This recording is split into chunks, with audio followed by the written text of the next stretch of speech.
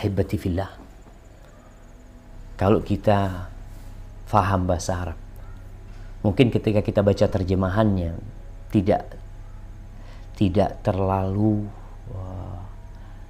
mendalam rasa dari apa yang Allah ceritakan. Allah sebutkan di sini, tatkala sampai ke kerongkongan, biasanya orang kalau sudah sakit parah, mereka itu mencari pengobatan alternatif. Ketika dokter angkat tangan, yang mereka tanya siapa? Waqila man raq. Raqi itu siapa yang meruqyah? Udah nggak bisa nih dokter. Dokter udah angkat tangan, menyerah semuanya. Mau dibawa kemana tuh orang yang sakit? Nggak ada sudah. Dokter pun merasakan yang namanya dicabut nyawa tersebut. Dan dia nggak akan mampu menyembuhkan urusan kematian ini. Bagaimana betis kanan dan betis kiri bertaut. Mungkin kita tatkala melihat enggak. Tapi proses yang namanya ruh ketika mau dicabut itu jamaah. Dikeluarkan dari semua urat satu persatu. Ahibati fillah, nih sahabat Nabi Shaddad ibn Aus, yang Rasul SAW pernah berpesan kepada Shaddad.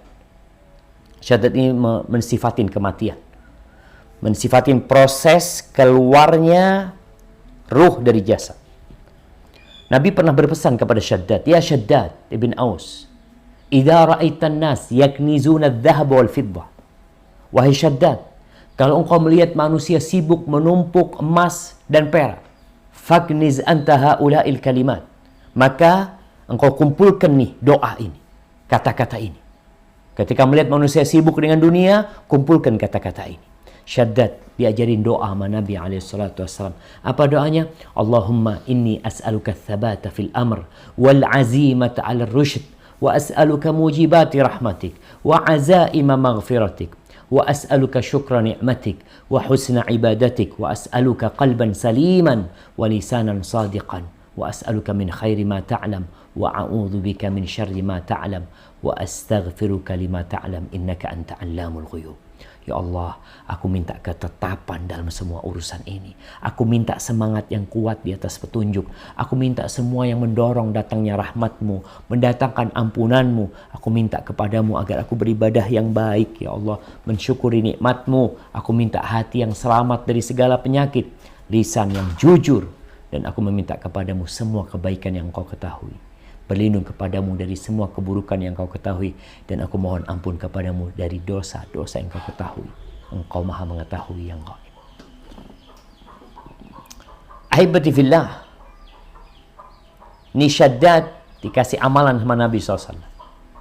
Kemudian dia menceritakan bagaimana kematian, karena kehidupan ini akan berakhir ke sana. Ruh ini akan berpisah. Kita melihat anak-anak mati seakan-akan, ya Allah nggak sakit, ya Fulan, ya Allah Ustaz, Fulan ini nggak sakit apa-apa. Kadang-kala kita melihat ada seorang pemain bola yang di lapangan bola tahu-tahu terjatuh, mati. Dalam bayangan kita nggak sakit apa-apa dia. Proses pencabutan nyawa, engkau pikir nggak sakit.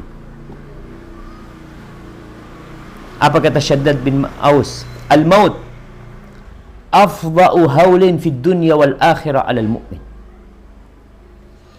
Kematian adalah kengerian yang paling dahsyat di dunia dan di akhirat bagi seorang beriman. Udah nih, proses ini aja yang paling menakutkan, yang paling menyakitkan. Wa huwa asyad min nashril manashir. Kematian itu lebih dahsyat, lebih menyakitkan daripada goresan gergaji. Orang kok digergaji jamaah, dia akan merasakan sakitnya, teriak-teriak dia. Lebih dahsyat dari itu. Wa qardil maqarid, dan dari sayatan gunting-gunting. Bayangkan ketika gunting dimasukkan kemudian menyayat, dipotong lagi, dipotong urat-uratnya, lebih sakit dari itu jamaah. Mungkin kita berpikir, ya Allah kalau gitu sakit Ustaz. Kalau digunting-gunting kita merasakan sakit, dan kematian lebih dahsyat dari itu. Wa ghalyin fil qudur, daripada engkau diletakkan di panasnya air yang mendidih, engkau dimasukkan ke dalam sana, Kalau dimasak, maka kematian lebih menyakitkan dari itu. Walau annal mayyit nusyir. Andai kata orang yang mati itu dibangkitkan dari kuburnya, fa akhbara ahlad dunya bi alamil maut.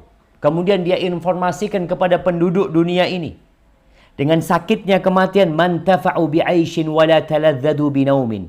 Maka orang-orang itu tidak akan enak hidup dan tidak akan berlezat-lezatan dengan tidur. Nggak nyenyak mereka tidur. Kadangkala tuh ada orang yang mengatakan mati suri atau apa. Belum mati dia. Kemudian dia cerita ini itu. Ketika ruh berpisah nggak akan balik lagi jemaah. Bagaimana Allah ceritakan ruh itu ketika dicabut nyawanya, dia maka waqala rabbirji'un. Ya Allah, balikan aku ya Allah. Ada. Belum mati mereka. Yang sudah berpisah nggak akan bisa ngasih tahu jemaah. Ahibati fillah. Coba kita renungkan ucapan Syaddad bin Aus tentang kita tuh kalau dapat kabar dari orang mati tentang menakutkannya kematian, menyakitkannya kematian, kita nggak akan bisa menikmati hidup jemaah. Di sini kita akan memahami kenapa Rasulullah sallallahu alaihi wasallam mengatakan lau ta'lamuna ma a'lam. Kalau kalian tahu apa yang aku ketahui, kalian tidak akan bisa bersenang-senang dengan wanita, dengan istri-istri kalian. La dhahiktum qalilan wa la bakaitum katsiran. Kalian akan banyak menangis dan sedikit tertawa.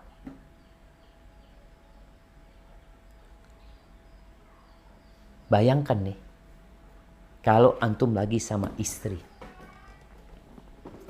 bersama anak-anak di rumah, lagi makan es krim, ya makan-makan yang nikmat. Antum lagi menikmatin. Padahal antum tahu 5 menit lagi akan datang orang yang memukul kepala antum dengan martil 5 kali. Yang mencongkel mata antum. Kemudian mengeluarkan ginjal antum. Antum tahu itu. Bentar lagi, 5 menit lagi akan datang. Kira-kira antum bisa makan nggak? Orang itu kadang-kala dikasih tahu, nih debt collector lagi datang ke rumahmu. Apa yang dirasakan orang itu? Ketakutan dia. Mau tidur nggak enak, ini itu. Bagaimana yang datang malakul maut? Yang akan mencabut nyawa kita. Tapi memang Allah sebutkan di surat Qaf. Coba buka lagi surat Qaf. Baca ayat 22. Bagaimana manusia itu matanya itu seperti orang yang kena katarak, tertutup, nggak bisa ngelihat. Lalu dibuka, baru kelihatan dengan hakikat kehidupan yang sebenarnya. Surat Qaf ayat 22.